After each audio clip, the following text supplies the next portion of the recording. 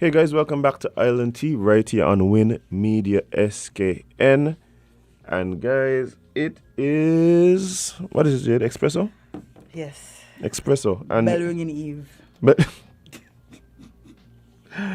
But guys, we have in studio a friend of the show.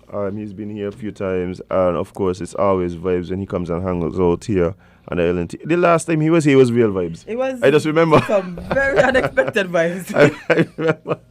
But guys, we have in studio with us Mr. Jone Powell. Jonel, how you doing, bro? I'm very well. Giving thanks for another day of life. Morning to you guys. Good morning to everybody who's listening in. Always a pleasure to be here. For sure, man. You're looking energetic. You're looking happy. You look fresh. Yeah, I believe I see some excitement in your face. Is there anything in particular you might be excited about today? Well, boy, the 90 days soon up, you know. I don't think we could be any more excited than that. I'm feeling very fresh and very energetic. It's been a long haul. It's been a real turbulent last couple of months here in St. Kitts and Nevis. And finally, the people have an opportunity to go to the polls and just set the record straight so that we can move forward as a country and have a certain level of, just normalcy once again, stability. That is exactly what we need right now. A stable government, rolling out policies that are sustainable. And we are almost here, 18 days to go. Vote PAM. Well, I mean, yeah, last night the Prime Minister announced the date, August 5th, for the upcoming election. And as you said, it is an opportunity for the electorate to go out and make the decision. And I'm sure, as you've said, you expect the voters to go out and vote PAM. Absolutely. We, as a party, as a movement, PAM and CCM have been putting forward some policies which show that we have the best plan. As a matter of fact, I think we have the only plan. I've listened to both opponents, certainly on St. Kitts, and one just speaks a lot, but nothing of too much substance, and then the other one just wants to give away everything, including the baby, the bathwater, everything. And that's not what governance is about. Governance is a serious thing about putting policies in place to ensure not just that our people are taken care of, but that they're taken care of long term. It's not about giving a man a fish, every 5 minutes. This lot of giving away handouts is not helping people. It puts a plaster over a broken leg. What we need to do is teach people how to fish, and that is the philosophy of the People's Action Movement. That's the philosophy of CCM. That is my own philosophy. Mm. It's not about keeping poor. You give a man a handout, you're just keeping the poor. You teach a man to fish, and you're training him to take care of himself, his family long term, and to achieve more than just minimum wage, and just a job on step, or having to rely on the PAP. And so this is what we bring into the table for the people of St. Kitts and Nevis.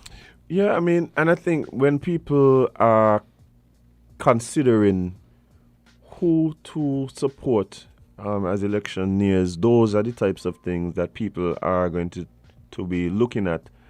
Some of the plans, some of the policies that the different parties intend to implement if successful at the polls. And one of the things for me, though, that I always find interesting, it always does seem a bit like the parties, and all parties seem to do it, kind of hold back a bit on the nitty-gritty details of some of the things. Is that just a campaign strategy? Where does that come from? Because I would love to see situations where we could really, with ample time, because I think by the time the manifesto comes out, you start seeing these things. But what it is that really influences the decisions of the party to sometimes be a little guarded with the details of the policies and the programs that they intend to implement? I think it's just being strategic. You don't want to come out too early and then somebody takes your idea So it's about maybe runs with it. Okay. I think normally that is really what it is. But at the same time, these are some of the things, the uncertainties that come in what I think is a very antiquated electoral system that we're still holding on to. This is why People's Actual Movement government is saying, or we're saying that under People's Actual Movement government, we will immediately implement fixed date elections. This thing where one man is holding a date in his back pocket and an entire country is just in suspense, waiting for when he feel like doing it or waiting for him to wake up on the right side of the bed is nonsense. People have their lives to live from a business standpoint, from an investment standpoint. Persons are just sort of in limbo, not doing anything because they're not sure who they might be working with, after this election is called. And so I think in setting a fixed date election, things like manifesto and policies and things can roll out more systematically, giving persons a better opportunity to assess the options in front of them and to make the right decision. Well, in terms of the policies and the plans, what are some of the plans that the People's Action Movement has already laid out? You have spoken just now about the intention to implement changes to the electoral system. You mentioned just now the fixed date elections. Is there anything else that, but I mean, no, I know there is. You guys have been campaigning hard. The campaign is in full swing, and I think it's going to go up another notch after the events of last night. But what are some of the policies that you are most excited about being able to implement for the people if it's successful at the polls? Well, I mean, I spoke about fixed dates, so the other parts within that suite of good governance, of the good governance agenda, is going to be a priority. These are things that we attempted to do while in a governmental team unity that were frustrated, and we still believe in them and we intend to put them in place. Things like fixed date elections, ensuring that the integrity in public life legislation is enacted and given proper teeth so that the Integrity Commission and all those others can start operating and holding people accountable. Information, legislation, that sort of thing. And then we have electoral reform. Everybody, I think, can agree that our electoral system needs to be reformed and changed, updated, and that has to be a priority as well. We have also been speaking about, for example, the $100 million Dream Fund, where we say when we're elected, we're going to put $100 million into a fund, and that fund will be accessible for entrepreneurs, small businesses, entertainers, where they can go and access grant funding, loan funding at reduced interest rates. But in addition to just funding, we want to give you the tools to ensure that when you start or continue your whatever enterprise you choose to go into, that you're in a better position to make it sustainable and self-sustainable over a long-term period. And so we want to provide training for persons who access that funding.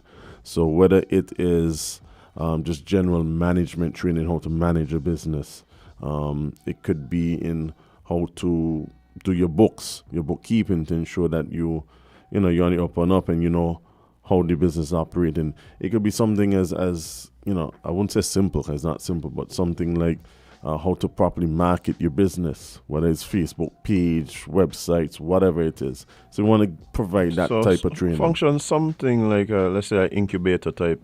Yeah. Okay. Exactly. While at the same time utilizing all of the different, opportunities out there to provide other training. It could be skilled training to just put you in a better position to offer your services better. That is one thing that I'm very excited about. There's so many talented young people out there, even in Central Bastille. There's so many little, small businesses, entrepreneurs who have come up, particularly over the last couple of years with COVID, who just need a start. They just need that start to get them going. And so, let's be honest, and let's talk about that for just a little bit. Sure. That particular thing. I believe that one of the issues that really limits the ability for small businesses and new entrepreneurs to grow and develop is really the access to funding. That has been a real issue. In other places, you may have things in place where you could reach out to angel investors, for instance, investment groups. We are even, reach out to just other sources of funding where you are not expected to have to pay out returns on nothing really. If it's expected that the business, and they teach you this in business, it takes maybe 3 to 5 years before you see businesses really starting to turn a profit. However, from time you take a loan, generally the repayment terms are time frame begins from time you receive the money. And so I believe those types of limitations really hamper development of some of these businesses. I'm hoping that something like the Dream Fund is what you guys are calling it, takes that into consideration, because like I said, there are a lot of persons who, because of COVID, had to reshift and retool. Right, and the thing is, unfortunately, a lot of our small entrepreneurs, businesses, are not what they what they would term bankable, in that they're not in a position. These people are not in a position to go to the bank and get a loan. We've seen what has been happening in development bank, for example, over the last few years, and that is something that we're going to really have to look very closely at when we get back in there, because the reality is, as a bank, as a lending institution, you take your money to give away. And so when you lend money to somebody, you lend them on the expectation that they can and will repay that money. And as you said, not every business sort of just is profitable right up front. Right. And so this is why we want to put a system in place, put safety nets in place to ensure that persons are given as much opportunity as possible to make that business that they start or that they have sustainable. We've seen in the past through schemes in the SIDF under former administrations where a man goes down and he gets $150,000 from development from the SIDF for business, and the first thing you do is buy a car.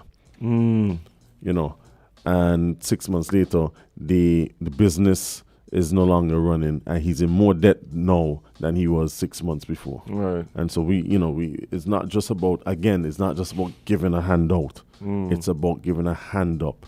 So while we providing the access to funding for you, we're also providing assistance in terms of the technical expertise to ensure that you mitigate the chances of your business failing, and you have all the opportunities for it to be successful. Right. Making dreams realities. Right, man. Well, I mean, you also mentioned that this is something that you're passionate about, particularly for the people of your constituency. I know you're deep into campaign mode now. I've seen you guys moving around. I've seen the pictures of you guys moving through the different communities within Central Bastille. I'm curious though, as you move about your constituency and meet the people who you are encouraging to support you in the upcoming elections, what seem to be some of the recurring themes coming out of those conversations? Jobs, obviously, that is number one. I think jobs, housing opportunities. Those are the two things that I am certainly hearing coming from the people within Central Bastille.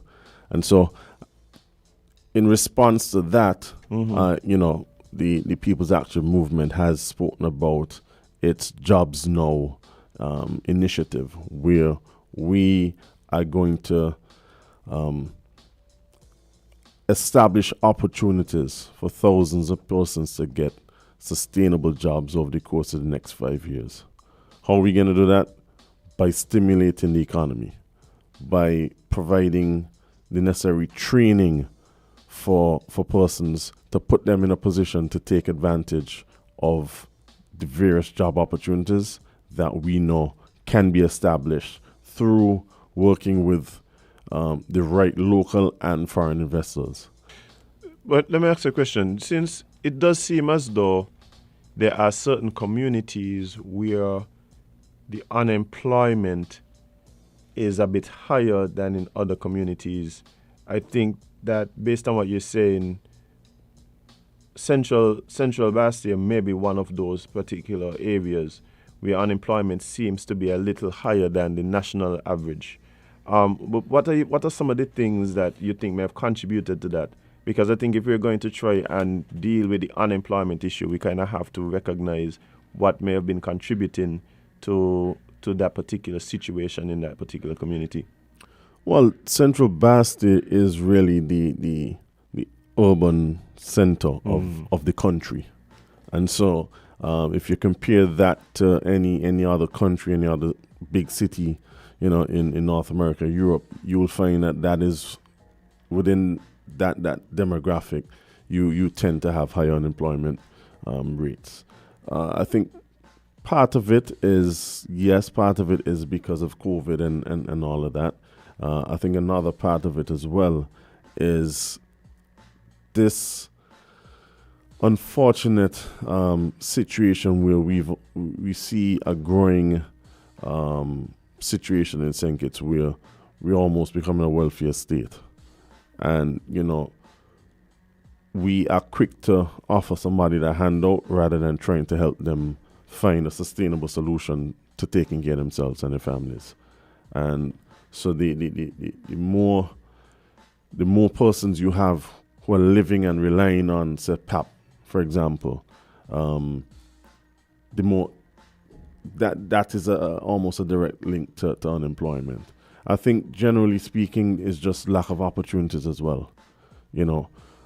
Sitting in cabinet for a year and a half, I've seen how many opportunities have come and gone by, really, in my opinion, unnecessarily, which could have been implemented and provided job opportunities for persons. And that's why we want to get things going.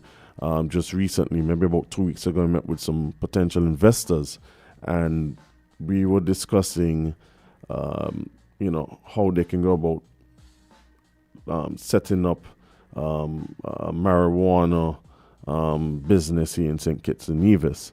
And the first thing they said to me is, look, once we start, we need 125 people, but it ain't just about growers. We need, they're talking about doing shade houses and hydroponics, and so they need plumbers. And they were explaining the lighting system and how the lights have to mimic the light of the sunlight. Right. And so they need understand chemistry, etc. They need electrical engineers, and they're going through. And to be honest, I myself didn't appreciate what a wide, vast type of employment that will be needed in that. We just think, boy, you're on a farm, you grow some weed and then you sell it. Mm-hmm. It's a lot more than that. Right. And so there's opportunities that we are prepared to work with to pass on those things to the people in terms of employment and sustainability. Even something as simple as my redevelopment program for Bastille. Obviously, I'm focusing on Central Bastille, but it applies to East and West and the rest of the country, whereby I'm saying we can go and clean up all these empty house lots, abandoned buildings within the constituency, utilizing local persons from those constituencies or communities to do the work. That in itself is employment. This is not just a one-off thing. This is a project that is going to take a number of years. And so it creates employment for persons in the constituency, while at the same time creating residential and commercial opportunities for those same people in the communities. Well, you're talking about residential opportunities, and you did mention that housing has been a constant theme in your conversations with the constituents. And that, of course, has been for some time. The housing situation, understanding that, like you said, it's an urban area, and it is obviously then going to be a place where population continues to grow and increase, but space and land obviously is limited in the constituency. How do you intend to, or what are some of the ways you intend to address the need for housing in Central Bastille? Well, space and land being limited is what we've been told, but there are ways and means of doing things. There's also the political will to want to do something as well. For the entire time I was in cabinet, NHC had not been allocated funding to build any additional houses. That's almost 2 years. While 15 free houses from Venezuela went into the Prime Minister's constituency, monies were used from the Development Bank to build houses in his constituency. And so there's political will to do this. I had the political will to do it. The People's Action Movement has the political will to go into these other different constituencies and build. In Central Bastille, it is the tiniest constituency in the country by far, not just on St. Kitts, but even in Nevis. And it is the city, it does make up the city center. But it is still very populated. Right, but if you live there, if you drive through there, like I said, you see the number, just look at Google Map, you see the number of available land space within the community, within the constituency, the number of old lots, overgrown lots, derelict, dilapidated buildings that have been like that for 30, 40, 50 years. What I'm saying is, let us redevelop these spaces and make them available for residential and commercial use. Some persons say, oh, you can't take up people land like that. I agree. You can't just do it. There's a process. First and foremost, the majority of these properties are a public health hazard and nuisance to the people in the communities. People dumping garbage on these properties. They have rats and all kind of insects that are bothering residents in neighboring properties.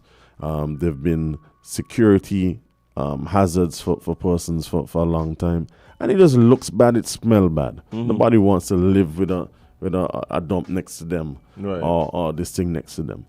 And what we found is the majority of them, 90% of them, are owned privately. A lot of them is what you call family land, where somebody has died and is a whole legal dispute and all that, but nobody's spending any money to do anything with it, and so it just sits there for 30, 40 years in disrepair. And then the other aspect is the vast majority of them, nobody is paying any house and land tax to the government for that. And so we found, for example, in my research, where what is owed to government in house and land tax exceeds the value of the property. Right. And so these are all instances in where, look, you reach out to the owner or the families and say, look, you need to clean up this place. It's affecting the neighbors. And if within a certain time they don't do what they have to do, the government steps in, and it's an opportunity for the government to ultimately acquire these lands, redevelop them, and put them to a positive use for the persons within these communities. If there are monies that are owed to these families or these owners, you put them in escrow, and when they sort out the business, the money is there for them. Yeah, so I think that's definitely one way to address it. And I also believe that when we start talking about what is needed within communities, you have to also look at things like the cultural needs of the people, emotional needs, and so forth. And I believe in these urban centers in particular, that is something that has to be considered. So like you said, people don't want to be, coming out the house and looking at unsightly properties. Exactly. It does something to...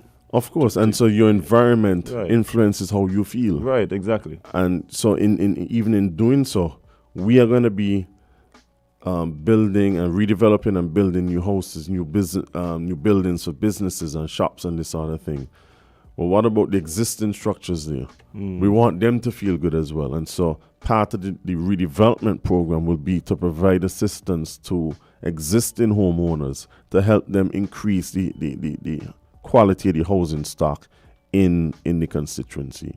So what would you say to people who contend that what you're suggesting is akin to gentrification? Gentrification is more about moving in, taking over, and selling off to developers. I'm talking about utilizing these spaces for the use of the community, of the persons who are there already.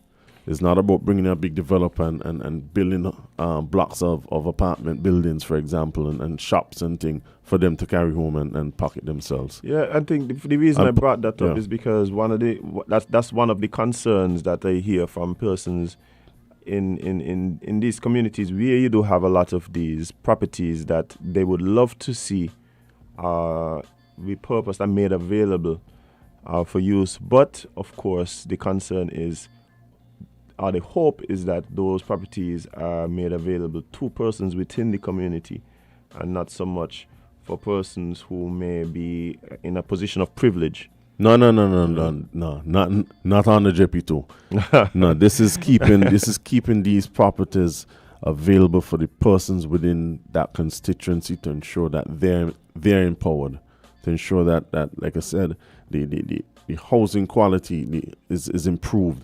You'd be surprised how many people are still living downtown Bastille without bathrooms, without kitchens, without running water. Yeah. And these are the things that we need to, these are the real issues that we need to tackle. You know, everybody should have access to running water in their house. Everybody should have a proper bathroom within their house. And this is what we're saying. Through my redevelopment program, we are going to ensure that all of these things are addressed. So even if you have your own property already, I am saying to you that there must be a minimum standard for people to live in. Exactly. And that is what we are going to do in Central Bastille and throughout this country. But my focus is on Central Bastille. Of course. And doing that through, I've suggested we set up a Bastille Development Corporation, which will assist in this process. Everybody must have a minimum standard to live at.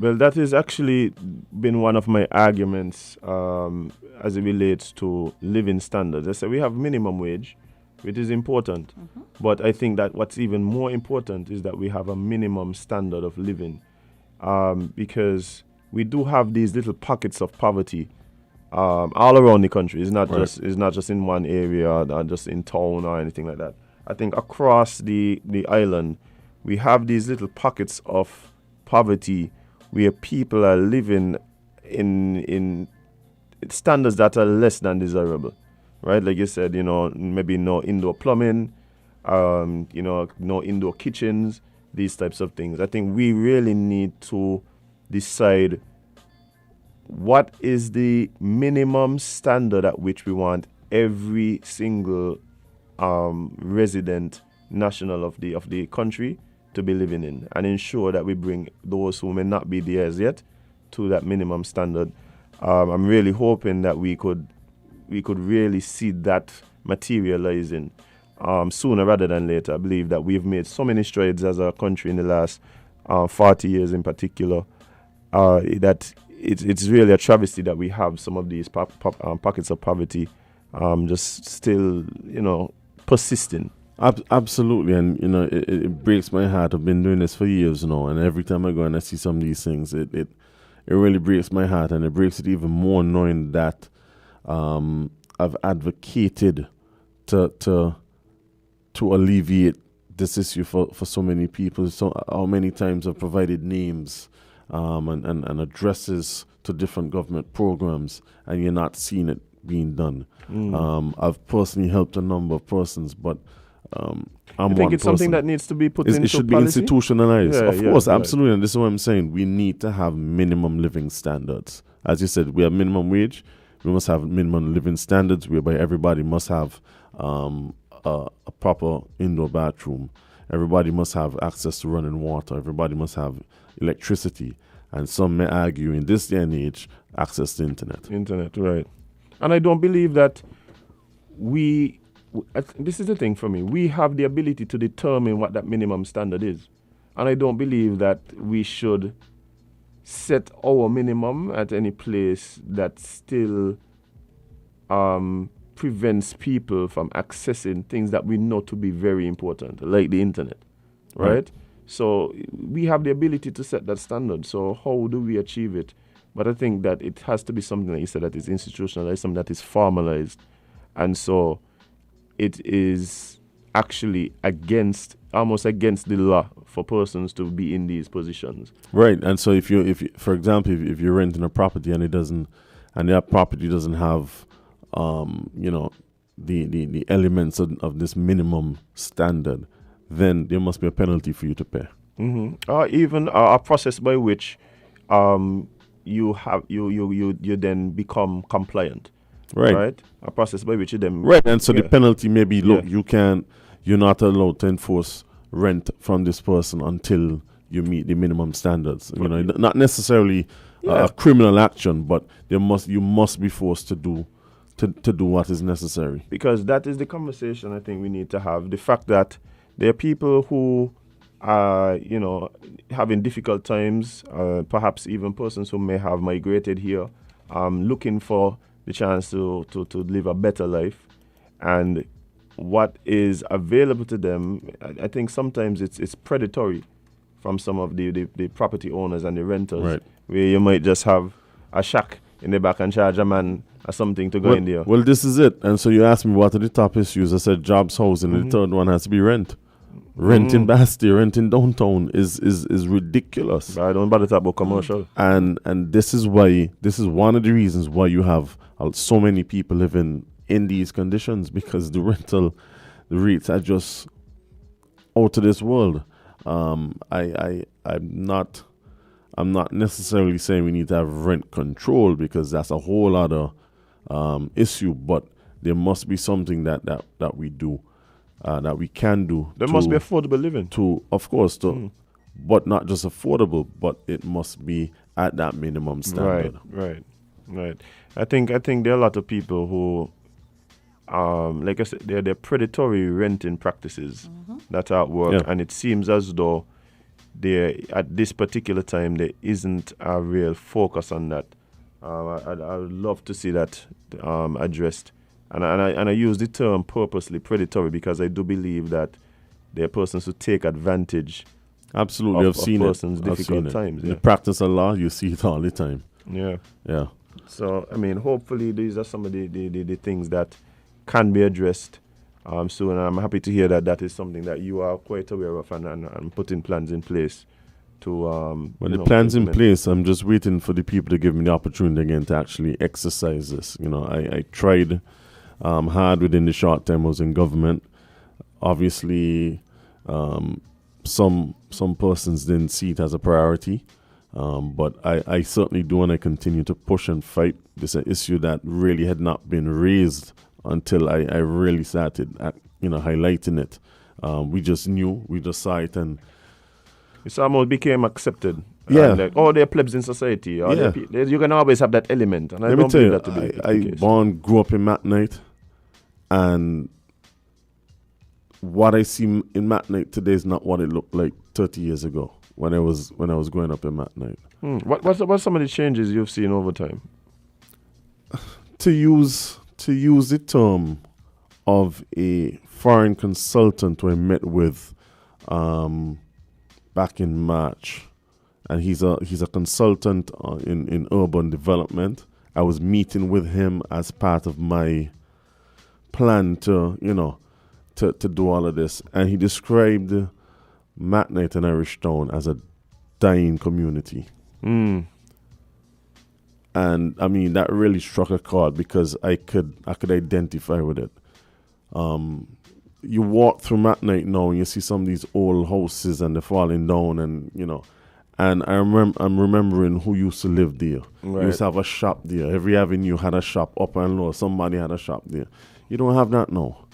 I think one of the main, for me personally, as someone who would have spent time in the community growing up as well, when I look at just Fort Thomas Road in itself, I think exactly Fort Thomas Road, I remember almost all those buildings were shops, and not only shops, but they were all locally owned black people. And now you just see they just half of them are more than half. They closed down, or they is if the family they're moved just away, getting by. And again, I'm talking about bringing back that energy, that revitalization, to not gentrification, but revitalization to the community. That good feeling, that feel good spirit to the community. I walked down. You talking about Fort Thomas Road? I walked down. At one point, there's an alley to go down to the Bear Road, just to where they had. It's between the steps, and it's just takes you down to where Alex had a Spanish bar on the Irish Town Bear Road, and just behind it is a little old house that used to be that old lady used to live in there, Miss Paul. She was blind, and she had another lady used to work with my family, Eunice Pemberton, and this is a house I used to go down. I used to go and visit regularly. My parents go to stay there. They look after my sister and I. And then you go down there now, and you look at that whole area from Fort Thomas Road down to the Bear Road. That entire little block is just completely nothing. It's just an old house and old houses and bushes, and that's not what I grew up seeing. And so we got to get back to the glory days and then build on that.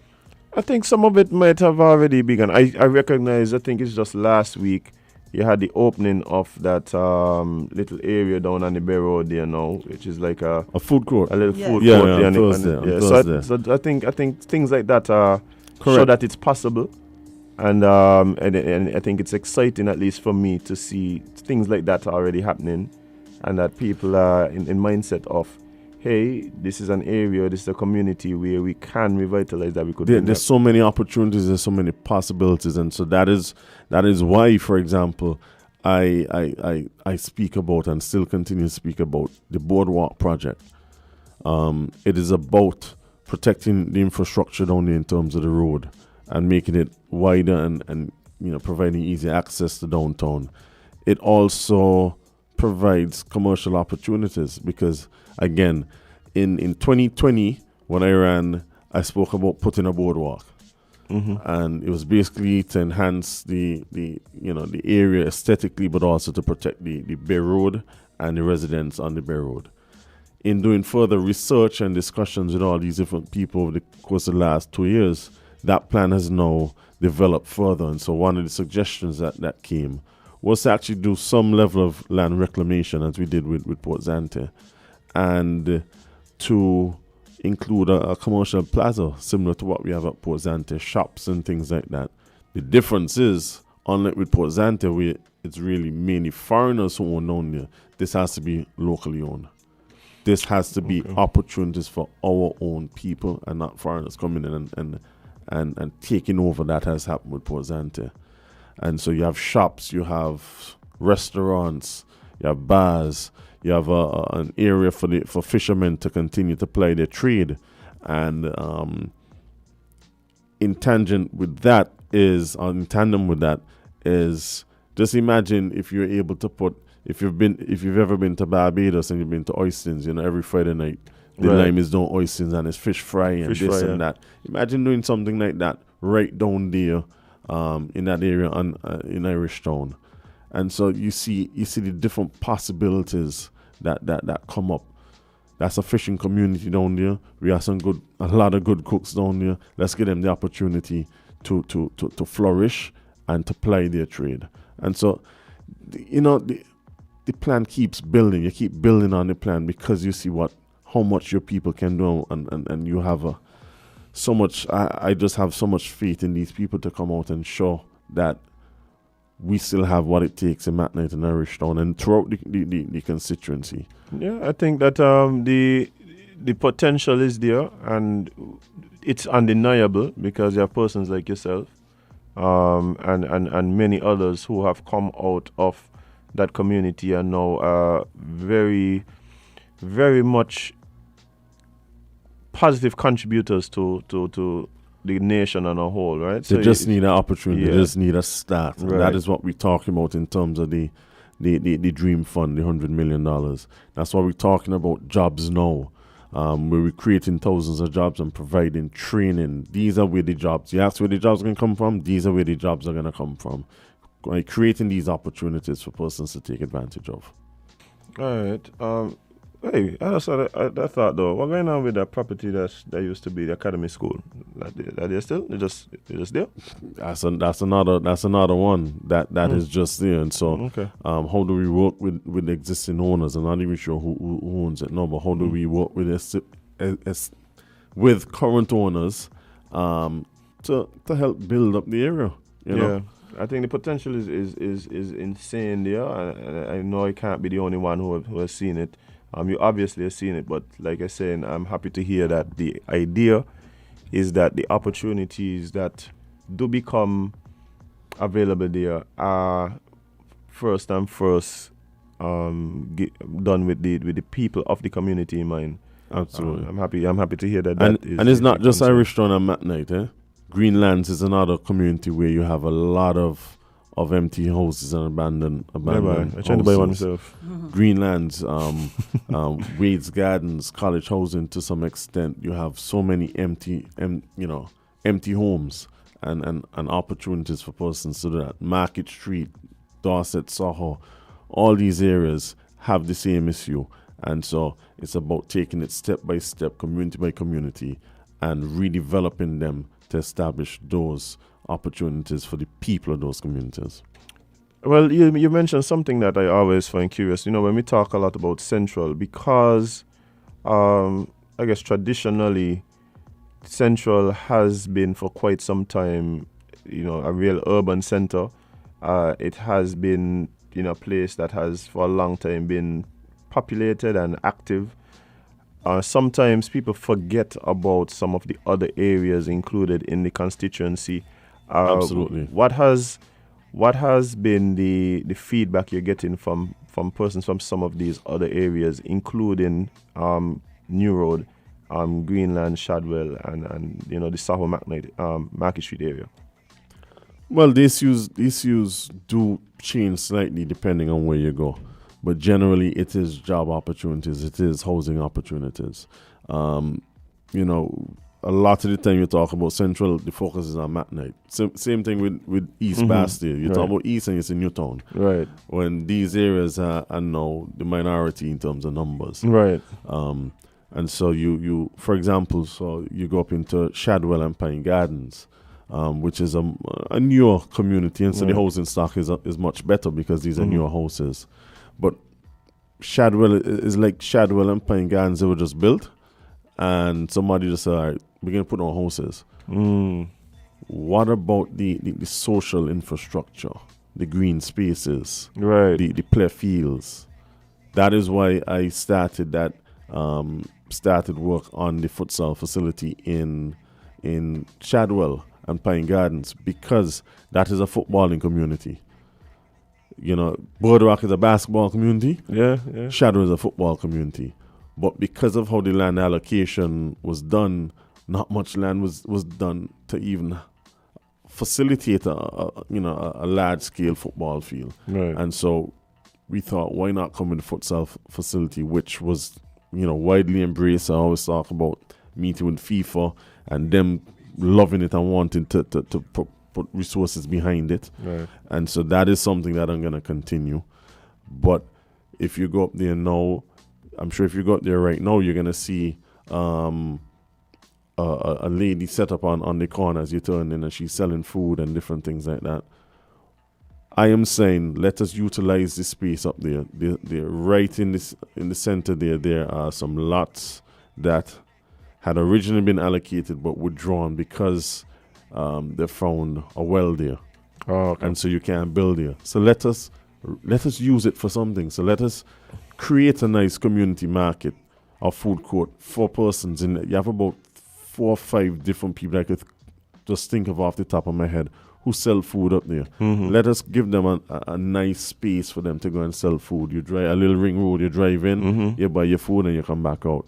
People like Carl Brown, who wants to set up a little vegetable market, and so we can create a community market for him and whoever else want to go and sell a little produce, and they're doing with his backyard farm, they have a farm somewhere else, and have a community market there to sell these goods. Yeah, I think that's one of my pet peeves, with the with the housing situation, it seems as though when we build these projects, and generally, we claim some farmer cane lands and put down some houses that are needed, but a lot of times we just clear the land, put down some houses, and put in some roads. And then we move on. Instead of recognizing what we should be building our communities.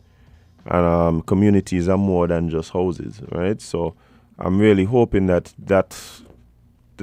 culture or whatever it is of doing this housing thing that way, we could really evolve that. Yeah, we certainly need to evolve it, and that's a massive area. Shadwell and Pangan is a massive community now, and it continues to grow.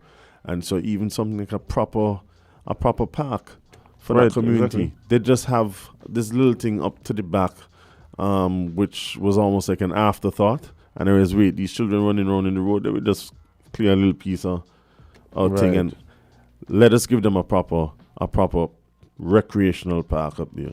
These are not things that cost a lot of money or require a lot of maintenance. Right. They're easy to do, and these are things that the community will buy into, and they will take it over thereafter. But you keep using that term. You keep using the term community, and I think that is the issue that I have. The issue is that we generally don't try to build communities. We build houses. Correct. Right? We build houses, and so what happens is, if you're not careful, you end up creating situations or places where, because of the absence of some of these things, something is going to take its place. Yeah. And a lot of times it's not necessarily what is desired by wider society. So we have to, when we are looking into, hey, we recognize that the people here is overpopulated, there's a need for housing and things that we recognize, but we do have to do is build a new community, not necessarily just pull up some house, build some roads that they could get there and then say thank you very much and move on. Yeah, and that exactly what we say. It's not just about building houses, it's about building communities, building togetherness, providing opportunities for young and old to come together and really socialize and be one people. And it's something that's lacking, but I think together, PAM, CCM, and the people of this country can do that. And I'm happy to report that work is well underway at the New Road Family Park. I know that is a project that has caused a lot of stir, and I'm happy to see that work has started. It's something that I've been advocating for and working on for a very long time. And I'm happy to see it happening now. Thank you to the government of the Republic of China and Taiwan for providing that assistance. Okay, well, we're happy to hear that you have all these plans that you would put into fruition once you are re-elected. What do you think about your chances of being re-elected after you've been canvassing, after you've been hearing from the people, after you've been going out and talking to potential voters? How are you standing right now? I feel very, very good. The people want more JP too. What is coming out is that in a year and a half, although some persons do have some unrealistic expectations, there's some people expected to get job and house and have a boardwalk built in the year and a half. But for the most part, for the majority part, I think persons appreciate that I didn't have enough time to really fulfill my entire plan. But at the same time, I was able to tick so many boxes during that short period that they appreciate the effort that I was putting in and the work that I was putting in. And so, it's we want more of you. And so that is the plan, to give them more JP, to give them all of these plans, the products of these plans that I have, so that they can see the real positive benefit from them. It's not just about coming out and saying, I can give every young person a house. That's not realistic. It's about giving people opportunity. Not everybody might want a house. Somebody wants to go over and study. How can we provide that opportunity for you? Somebody wants to learn a particular trade or go into a particular business. How can we assist you in doing that? And so that is the kind of conversation that I'm having with persons. It's not about the handouts, but it's how do we empower people and give them a hand up. So, I get it, and I feel good, and I just can't wait until the 5th of August comes so that the people and I can do what we have to do together and get back in there and really take a full 5-year term to show them what I can do and to show them how much better their lives will be under PAM government and with me back as a representative in Central Bastille. Okay, well, we just have one more question because time is literally about to expire. Who's his Baba? No. Oh, my bad.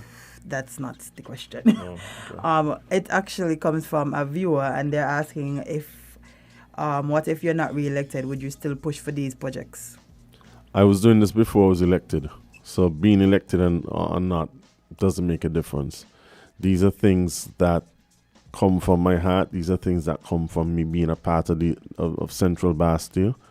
And like I said, before politics, I was involved in these things. And as long as I have breath in my body, I will continue to fight for the people of Central Bastille. All right, well, Jonel, man, it's always good when you come and hang out with us man. here and Island here. So that was incident free. Bye. Well, we still have 2 minutes, you never know. But yeah, it was incident free. It's the country has been tense for the last couple of months, and the next 3 weeks is going to be crazy. I just want to implore all of us to just keep level heads. I got a question for you, Jonel. Let's do the right thing. Let's stop painting up the people, please. I was just about to ask. I'm just going to ask what your thoughts on the paint was. I can tell you straight, it's ridiculous. Okay. It's absolutely ridiculous. And I posted it on Facebook. Instead of police harassing my canvassers, they need to go out. We see pictures, we see videos. We need to go out and get these people to go and make them clean up the place. It's ridiculous. There's a time and place for everything. We have our strips. We have all this paraphernalia that we could put up on the lamppost and all that. Why do we feel the need to go and paint over the place like that? As you can see, we within PAM have been encouraging our supporters not to get involved in that. You haven't seen the yellow paint going up nowhere. And because at the end of the day, it's not about paint don't vote. Yeah, that ain't putting food on people's table and money in the pocket. Yeah. Well, I mean, happy to hear that. I'm hoping to hear more of that same sentiment echoed by some of your your counterparts in the political arena, man. Like I really just think we have to. It's maturity. Yeah. And in this instance, a lack of maturity. We don't need to paint up the place. We don't need to go and pull on people's strips and billboards and all of that.